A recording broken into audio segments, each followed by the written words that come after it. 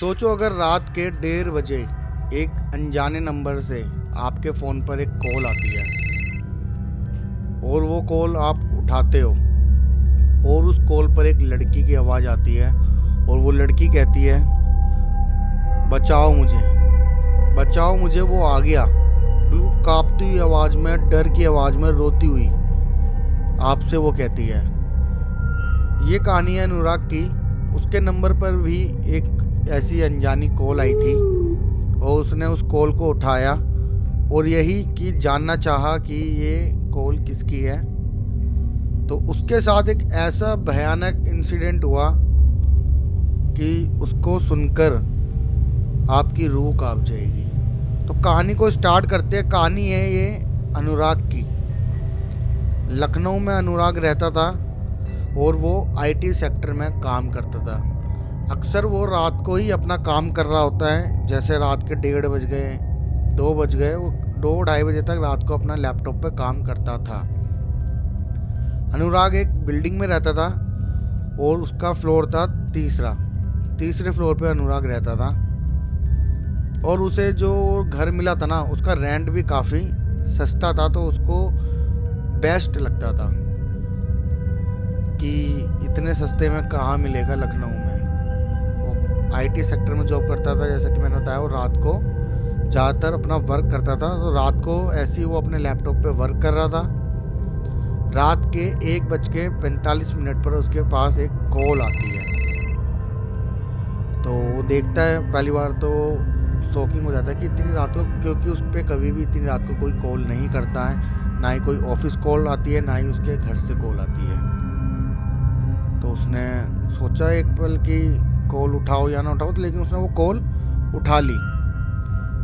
जैसे ही वो कॉल उठाता है, वो फ़ोन को कान के पास लेकर आता है, तो वहाँ से एक लड़की की आवाज़ आती है, एकदम डरी हुई लड़की, रोती हुई लड़की। वो कहती है कि बचाओ मुझे, बचाओ, वो आ गया। अनुराग कहता है कौन आ गया। जैसे ही अनुराग 2-3 बार और बोलता है कि कौन आ गया, वैसे ही कॉल कट हो जाती है। अब अनुराग को ऐसा लगता है कि कोई प्रैंक कर रहा होगा, शायद उसके फ्रेंड्स वगैरह। वैसे कभी उसके दोस्तों ने कभी उसके साथ ऐसा प्रैंक किया नहीं होता, लेकिन उसने सोचा कोई प्रैंक कर रहा होगा। बस वो तभी लैपटॉप को बंद करके सीधा अपने रूम में जाकर लेट जाता है।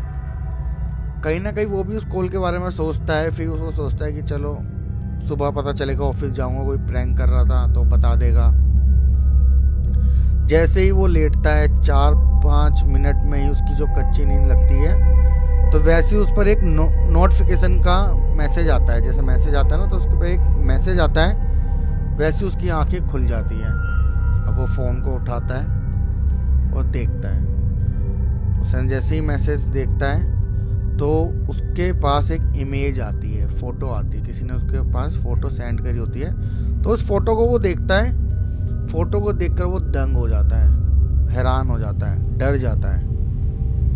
उस फ़ोटो में एक लड़की की फ़ोटो होती है। लड़की है, वो खड़ी है एक दीवार के पास, और उस लड़की के बाल पूरे बिखरे हुए हैं, आंखें पूरी वाइट है, जो हमारी आई बॉल होती है, ब्लैक जो पॉइंट होता है वो नहीं था, बिल्कुल डॉट था, ब्लैक डॉट, और पूरी आंखें वाइट थी, बाल पूरे फेस पे बिखरे हुए थे, और वाइट ड्रेस में खड़ी हुई थी।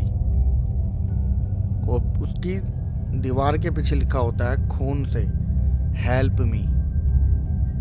अब वो सोचता है कि किसी ने एडिटिंग करके कोई फ़ोटो वगैरह मेरे को भेज दी है, तो यही सोचता है कि वो फ़ोटो किसी ने एडिट करके भेजी है। लेकिन वो थोड़ी देर और उस फ़ोटो को देखता है, वो जूम करके उस फ़ोटो को देखता है, और जो जूम करने के बाद उसको जो दिखता है ना, वो उसे देख के हैरान हो जाता है।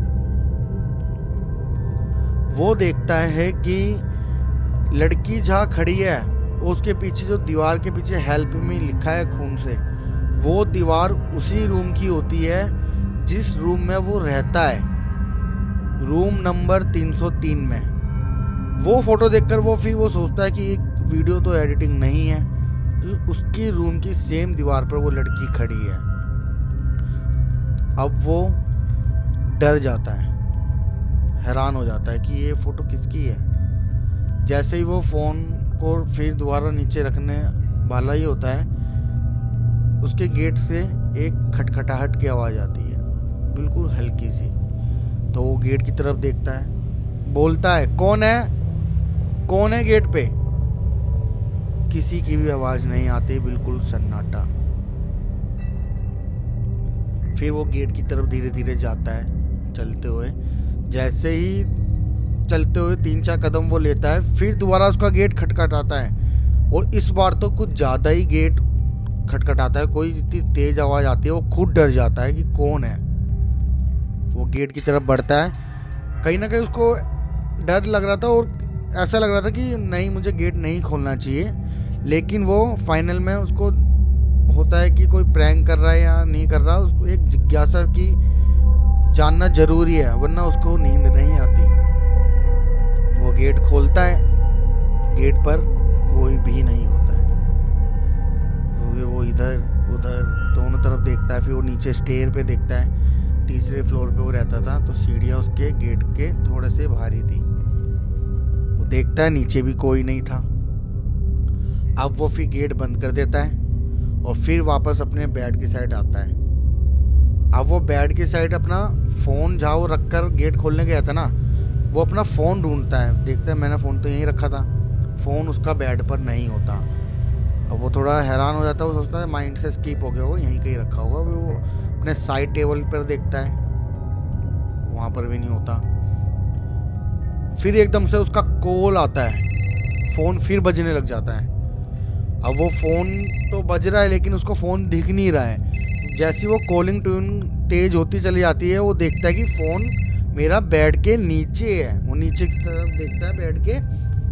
जैसे ही वो नीचे फ़ोन की तरफ ऐसे हाथ डालकर निकाल रहा होता है, तो एकदम से फ़ोन की वीडियो रिकॉर्डिंग ऑन हो जाती है, और उस रिकॉर्डिंग में एक लड़की वही दिखती है जो लड़की उसके रूम पे खड़ी थी, और पीछे दीवार पे लिखा था हेल्प मी। बाल बिखरे हुए थे, आंखें पूरी वाइट थी, और फेस थोड़ा उसका ऐसा था जैसे उसके साथ किसी ने मारपीट करी हो। वो एकदम से हैरान हो जाता है, डर जाता है, और फिर भी वो फ़ोन को बाहर निकालता है, और उसी टाइम कॉल उसका फिर दोबारा बजने लग जाता है। जैसे उसके हाथ में फ़ोन वो बजता है ना, वो एकदम से उसके हाथ से फ़ोन छूट जाता है। फ़ोन नीचे ज़मीन पे गिर जाता है, लेकिन वो फिर भी बज रहा होता है। कांपते हुए हाथों से फ़ोन को ऐसे उठाता है, फिर कॉल को पिक करता है। फिर वही लड़की कहती है कि नीचे मत जाना, वो तुम्हें देख रहा है।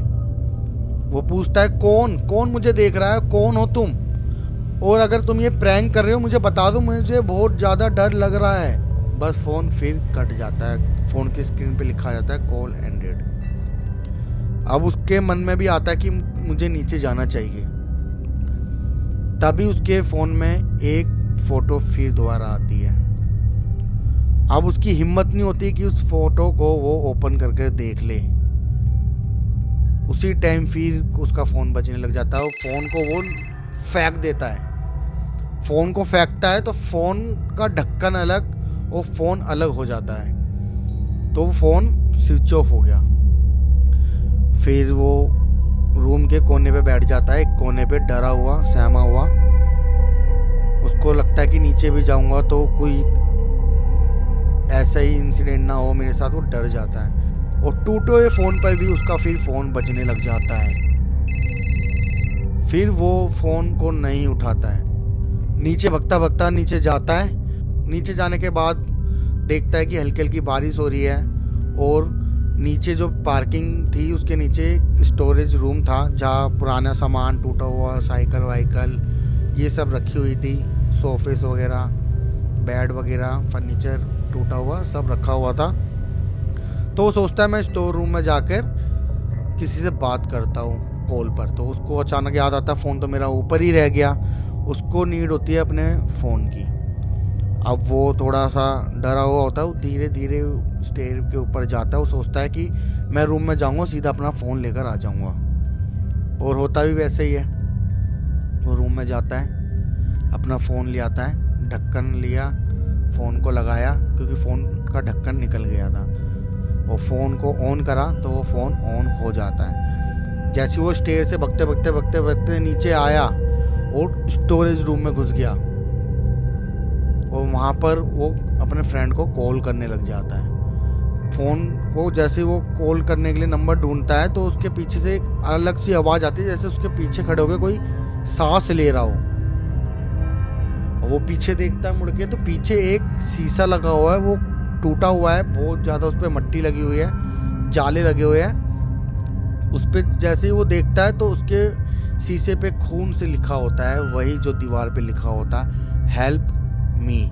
वो काफ़ी ज़्यादा डर जाता है और जैसे ही वो फ़ोन मिलाने लग जाता है तो उस पर फिर दोबारा वो कॉल आ जाती है। वो फ़ोन उठा के बोलता है, कौन हो तुम, क्या चाहते हो मुझसे, और कौन आ गया है? तो बस वो यही कहती है, अब तू मेरी जगह ले ले। जैसे वो ये वर्ड सुनता है उसकी आंखों के आगे एक काला अंधेरा आ जाता है और वो वहाँ बेहोश हो जाता है। अब सुबह होती है। जैसे ही सुबह हुई सिक्योरिटी गार्ड आता है और बिल्डिंग के लोग देखते हैं कि उसका गेट खुला हुआ होता है। तो वो देखते हैं कि वहाँ पर अनुराग नहीं था और सामान काफ़ी बिखरा हुआ था। तो सिक्योरिटी गार्ड को कोई शक होता है तो वो तुरंत पुलिस को फ़ोन करता है। पुलिस वाले आते हैं, इन्वेस्टिगेशन वगैरह करते हैं। तो पुलिस वालों ने देखा कि अनुराग कहीं स्टोरेज रूम में तो नहीं है। वो वहाँ जाके देखते तो अनुराग वहाँ पर भी नहीं था। अनुराग उस रात के बाद कभी भी नहीं मिला, ना ही किसी को दिखा। और ये बात सिक्योरिटी गार्ड ने बोली थी कि 303 रूम नंबर में, पुलिस वाले से ये बात बोली थी सिक्योरिटी गार्ड ने कि एक लड़की की हत्या हुई थी, उसके साथ बहुत मारपीट करी गई थी और उस लड़की को वहीं मार दिया था।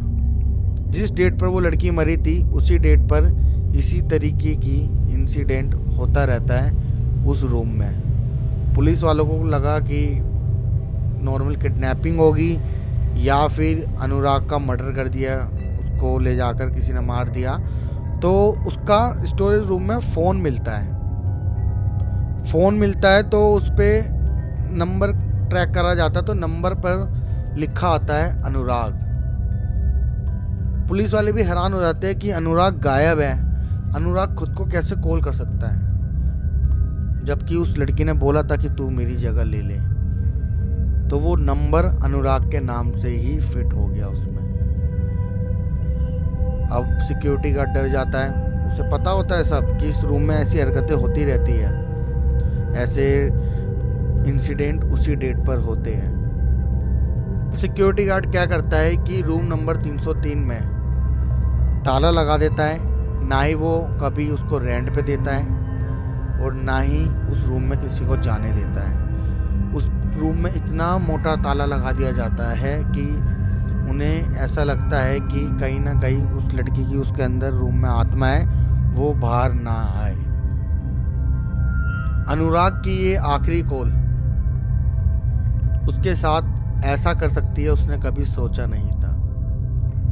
उस रूम को बंद करने का मोटिव यही था कि अगली बार वो रूम कोई लेगा और उस पर उसी डेट पर कॉल आएगी जिस डेट पर अनुराग मरा है। ऐसी वो चैन चलती रहती है। ये चीज़ सिक्योरिटी गार्ड को पता थी और उसने जानबूझकर पुलिस वालों को नहीं बताई थी, लेकिन काफ़ी पूछने पर पुलिस वालों को उसने ये बात बताई।